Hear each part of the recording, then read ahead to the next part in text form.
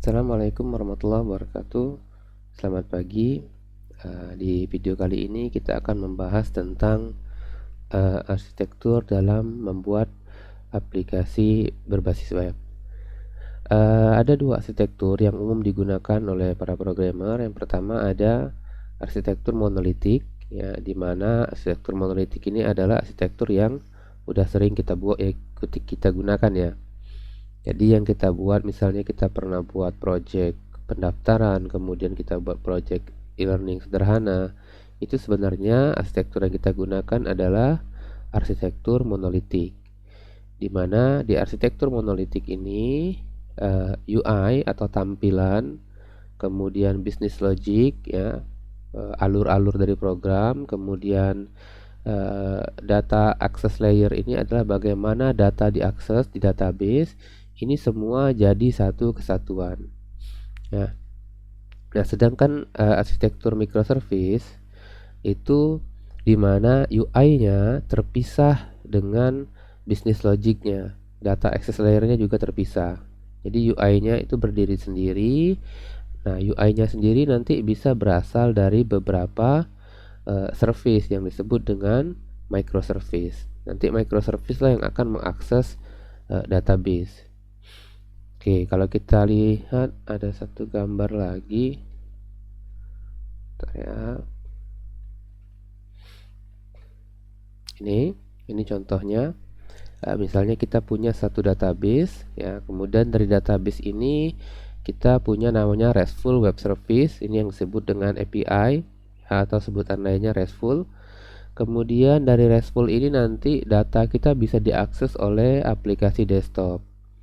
Datanya bisa diakses dalam format JSON atau XML, ya. Kemudian data kita juga bisa diakses dari aplikasi mobile, lalu web, ya.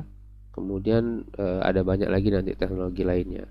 Jadi satu service bisa digunakan oleh banyak aplikasi, ya. Atau sebaliknya, kalau kita merujuk ke gambar ini tadi, satu UI bisa mengambil data dari banyak service, ya, dari kumpulan-kumpulan service.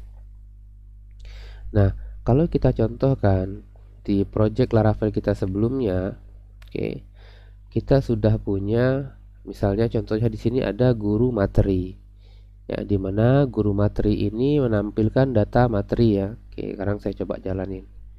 Nah, kalau kita mau belajar API, jalani start servernya itu biasanya di bagian host itu kita tambahkan 0.0, sorry, 0.0. Oke, enter. Portnya default saja. Oke, sekarang Laravel kita sudah bisa diakses, bukan cuma dari web browser, ya, tapi nanti ada aplikasi lain yang akan membantu kita dalam membuat API. Nah, program ini kalau kita akses seperti ini, seperti biasa, kita buka URL, maka kemudian responnya adalah tampilan, ya, atau UI tadi. Ini yang kita sebut tadi arsitektur monolitik, ya, monolitik. Nah, sedangkan API sendiri itu ketika kita mengakses URL tertentu, maka responnya bukan HTML seperti ini, tapi responnya bisa dalam bentuk format JSON, ya, JavaScript notation, atau di format XML, ya, XML. Nah, apa itu format JSON? Oke, kita langsung lihat contohnya saja. Format JSON itu format mirip seperti array, ya, atau array. Seperti ini. Mirip seperti array. Jadi ada key, kemudian ada value. Di dalam key bisa jadi nanti ada key lagi. Berarti dua dimensi, ya, JSON-nya, atau kita anggap sebagai array dua dimensi. Nah, ini disebut dengan format JSON, ya, memudahkan kita untuk mendapatkan dan mengolah datanya. Sedangkan untuk format XML, ya, format XML itu lebih ke, bukan ini. Oke, kurang lebih seperti ini, ya. Ini format XML ya, jadi dia bukan key tapi dia tag seperti ini, ada tag log date ya, berarti kita ngambilnya nanti berdasarkan date, kemudian message ya seperti ini. Nah kalau saat ini format data yang populer digunakan itu menggunakan format JSON ya, menggunakan format JSON karena memang datanya lebih kecil, kemudian tentu aksesnya lebih cepat dibandingkan menggunakan XML seperti ini ya. Nah di Laravel sendiri untuk menggunakan format JSON itu caranya mudah sekali. Saya contohkan misalnya di project kita ini. Oke, kita tinggal, kalau misalnya kita mau menggunakan API, returnnya ini dia bukan lagi return view tapi returnnya respon JSON. Nah, kemudian untuk rutenya sendiri itu tidak dibuat di web.php tapi rutenya itu dibuat di ada folder yang sama namanya api.php seperti ini ya, api.php. Nah saya contohkan misalnya kita akan buat rute get, kemudian guru kita buat materi ya, materi, kemudian guru materi controller add index seperti ini. Nah sekarang saya akan akses di URL. Di URL-nya kita akan akses, tambahkan /API, baru kemudian materi seperti ini. Nah, oke. Jadi rute get materi ya, berarti URL kita materi. Nah, di Laravel kalau API harus ditambahkan /API/materi. Kemudian guru materi controller kita lihat. Nah, ini user ID-nya tidak ada ya. Misalnya ini saya komentari dulu, kemudian kita akan coba buat API untuk menampilkan semua materi ya. Model sama dengan model, ini saya mau menampilkan semua ya, model all return respon JSON ini. Nah kemudian JSON-nya yang kita respon adalah model, kemudian HTTP statusnya adalah 200. Oke seperti ini. Model ini kita ngambilnya dari materi.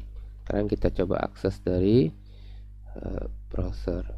Nah maka jadilah datanya seperti ini ya. Ini datanya sudah dalam bentuk format JSON ya, sudah dalam bentuk format JSON. Kemudian kita bahas dulu di return respon JSON ya. Jadi model ini adalah data yang dikembalikan. Nah kalau kita mau buat seperti ini, misalnya data, boleh seperti ini, model, kemudian pesan ini misalnya kita mau ngirim pesan tertentu ya di mobile ya, pesan oke, simpan, kemudian kita refresh lagi. Nah sekarang datanya jadi seperti ini. Nah ini kan tampilannya kurang enak dilihat nih ya, tampilannya kurang enak dilihat. Nah ada aplikasi pendukung, jadi kita tidak menggunakan browser, jadi kita bisa menggunakan aplikasi pendukung, misalnya namanya aplikasi lain ya, namanya misalnya Postman atau Post Manager. Nanti silakan di download saja di internet ya, download Postman. Nih gratis ya, jadi Postman ini gratis. Ada banyak sekali aplikasi seperti Postman, ada Insomnia dan lain-lain, tuh ada banyak. Ini silakan nanti di download ya. Nah nanti di sini kita akan akses tadi, metodenya adalah get. Oh kita buat baru ya, metodenya adalah get, kemudian URL-nya adalah http localhost materi. Udah selesai, langsung kita send. Nah ini baru tampilannya sedikit lebih enak dilihat seperti ini. Jadi isi data itu dalam bentuk array, kemudian dalam array itu ada ini data pertama, data kedua, ya, data ketiga, kemudian ada pesan. Nah, ini yang disebut dengan respon dalam bentuk dalam format JSON, ya. Oke, kemudian di sini ada 200. 200 ini adalah HTTP status namanya. HTTP status itu jadi gini, kita melakukan request dari aplikasi Postman, ya. Hasil dari request itu statusnya apa? Nah, status itu ada banyak sekali, nanti bisa dilihat di internet, HTTP status code, ya. Mulai dari 200, kemudian ya ada dari 1. Kalau 1 ini untuk informasi respon, 2xx ini untuk respon sukses atau berhasil. Kalau 3xx ini maksudnya 300, 301, 302 dan seterusnya, ya. Nah, ini juga ada keterangan. Tadi kan kita gunakan 200. 200 maksudnya adalah standar respon for HTTP request successful. Artinya respon yang diminta itu berhasil. Oke, jadi ini ada banyak, ya. Jadi kita gunakan nanti sesuai kebutuhan. Boleh tidak kita buat kode sendiri? Boleh, tapi nanti tidak standar. Ya, jadi lebih baik kita mengikuti aturan yang sudah ada. Nah, jadi ini kita baru membuat yang namanya API saja. Kita belum membuat aplikasi mobile-nya. Ya. API apa yang kita buat di sini? API untuk mendapatkan data materi. Ya. Jadi kita anggap sekarang Postman ini adalah aplikasi mobile. Kita anggap Postman ini adalah aplikasi mobile. Postman akan mengakses URL, kemudian oleh Laravel akan dicek di API ini, /API/materi ini dihandle oleh guru materi controller at index. Maka di guru materi controller at index muncullah respon seperti ini. Nah, ada kebiasaan programmer supaya kodenya tidak bercampur satu sama lain, maka untuk API itu dipisah di controller tersendiri, ya. Untuk API itu dipisah di controller tersendiri. Contohnya, oke, ini saya cut, kita Ctrl Z dulu. Saya buat controller satu lagi, make controller, namanya API guru materi controller, seperti ini. API guru materi controller. Oke. Nah, boleh kita pilih API di sini, ya, supaya dia nanti tergenerate sendiri metode-metodenya. Seperti ini 0. Oke. Maka sudah ada fungsi index. Saya tinggal pastekan, udah sama kayak tadi. Oh, modelnya belum kita buat, ya. Use app materi as model. Seperti ini. Berarti di API kita tambahkan di sini API guru materi controller. Nah, jadi kalau untuk yang versi web, materi yang versi web itu ada guru materi controller. Kemudian kalau materi yang versi API-nya ada API guru materi controller, seperti ini. Nanti ada store-nya. Nah, kodenya sama ini. Kalau store kan kodenya sama.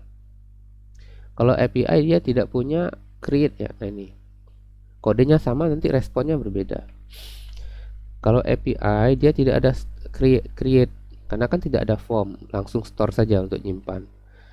Nah, kalau kita lihat di sini ada permasalahan yang muncul. Nah, permasalahannya adalah untuk store. Oke, di sini kita menggunakan rute resource, ya, biar gampang. Rute resource materi. Oke, ini berarti di sini ini saya hapus terlebih dahulu. Jadi seperti ini. Nah, kalau kita mau buat store, berarti kan kita copy, kodenya kan sama. Kodenya sama persis, cuma responnya saja yang berbeda. Kalau di web responnya adalah return back. Kalau di API returnnya harus JSON, ya. Returnnya return yang kita buat adalah JSON. Ini saya copy, kemudian kita pastikan di sini seperti ini. Misalnya kita buat return response JSON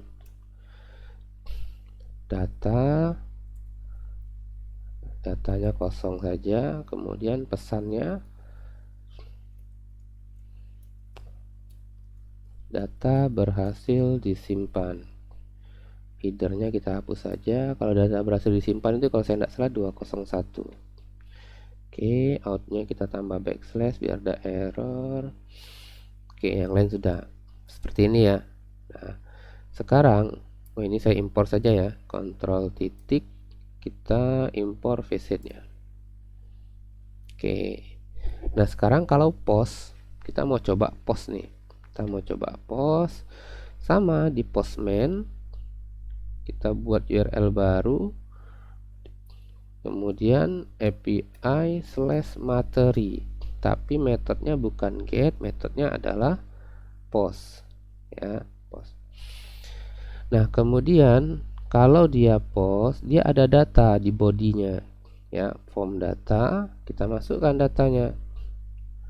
Oke, key-nya tadi ada jenis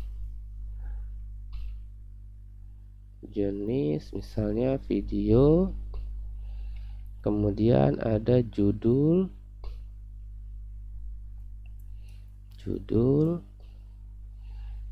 tes judul. Ini tidak bisa di zoom ya, oh bisa seperti ini.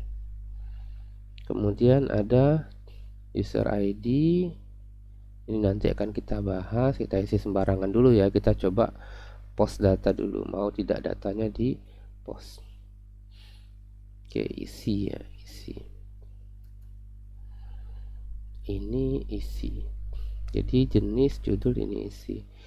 Nah kemudian ada file ya, ada file, nama kolom kita itu file isi. Oh ini kalau jenisnya file, lupa saya. Berarti kalau dia jenisnya file, maka kita harus menyertai isinya itu bukan dalam bentuk teks tapi dalam bentuk file. Misalnya saya contohkan, kita pilih gambar ini. Oke, kemudian nah kalau kita langsung sending bisa saja nanti muncul responnya seperti ini. Oh ada yang error ya, try to get, oh ya karena kalau di web out user ID ini adalah user yang login ya, sementara kalau di postman itu kan tidak ada yang login ya. Itu nanti kita ada konsep namanya token, baru kita bisa gunakan. Nah ini kita coba dulu sembarangan dulu, kita isi sembarangan saja seperti ini. Saya send. Oke, muncul data berhasil disimpan. Artinya kalau kita lihat di database kita harusnya datanya beneran kesimpan ya. Kalau kita akses dari sini tadi, oke, kita lihat ini. Nah ini kan data yang kita buat tadi ya, tes judul segala macam. Artinya datanya beneran berhasil disimpan.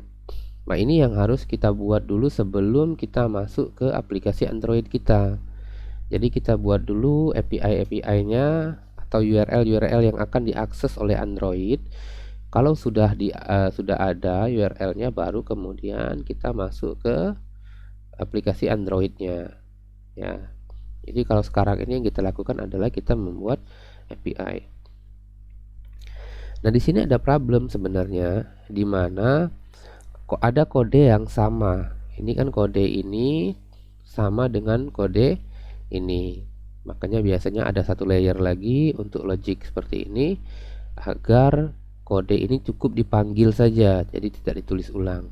Nah, kita akan bahas itu nanti di materi lain ya, di materi lain. Oke, untuk materi API ini saya rasa cukup dulu sampai di sini. Silahkan dicoba. Bentar ya, jadi nanti seperti ini yang kita buat ini kan baru dari API ke database ya.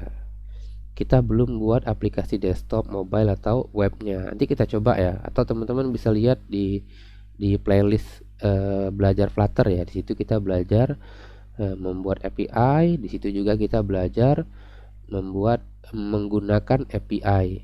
Itu ada belajar Flutter dari dasar. Nah, sini ya, nanti ada di sini, silakan dilihat dulu baru dicoba. Oke, untuk video kali ini saya cukupkan sampai di sini. Assalamualaikum warahmatullahi wabarakatuh. Selamat pagi.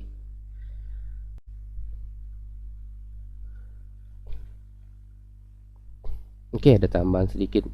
Kalau kita lihat di bagian API untuk mengambil data ini atau menampilkan data, coba dilihat di sini. Isi ini adalah public materi, ya. Isi ini public materi seperti ini. Nah, ini biasanya kalau diakses dari Android dia jadi tidak bisa dibuka, ya. Harusnya di sini ini adalah full URL, ya, harusnya full URL. Jadi ada HTTP dan seterusnya. Nah, untuk membuat itu kita bisa di Laravel kita, misalnya di materi, ya. Kemudian kita bisa gunakan mutator function get isi atribut. Oke.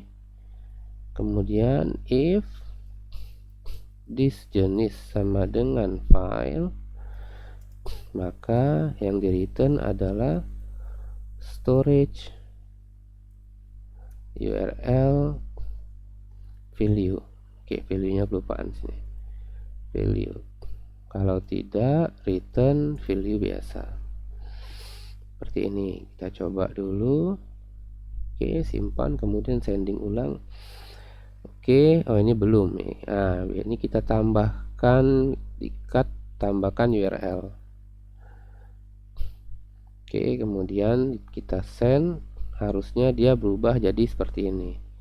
Ini juga harusnya bukan localhost ya. Kita ngaksesnya kan berdasarkan alamat IP. Jadi kalau kita mau develop Android itu kan harus terkoneksi ke jaringan ya. Nah, misalnya IP PC saya, IP config kita cek dulu. Ini ya 43.246. Oke. Jadi seperti ini harusnya. Saya send, harusnya localhostnya berubah. Ini kalau saya klik, harusnya dia menampilkan gambar. Ya, kita paste di browser. Seperti ini. Nah, ini bukan gambar, sorry, ini kan PDF ya. Harusnya dia menampilkan PDF seperti itu. Nah, ini udah bener, berarti nanti di Android nanti tinggal di download saja ya. Di Android tinggal download saja. Jadi intinya adalah URL itu harus full URL seperti ini ya. Tidak bisa hanya /storage materi. Kalau dalam API kita responnya ada file atau file yang ada di server ya. Jadi kita harus ngasih tahu bahwa URL-nya ini juga sama, PDF juga. Nah, ini yang PNG atau kita coba nih, harusnya dia muncul di nih gambarnya muncul seperti ini ya. Nanti kan si Android kita itu kan ngakses ini yang diaksesnya untuk memunculkan gambarnya di Androidnya seperti itu. Nah, jadi API kita harus memberikan full URL untuk file atau gambar. Oke, saya cukupkan dulu materinya. Assalamualaikum warahmatullahi wabarakatuh. Selamat pagi.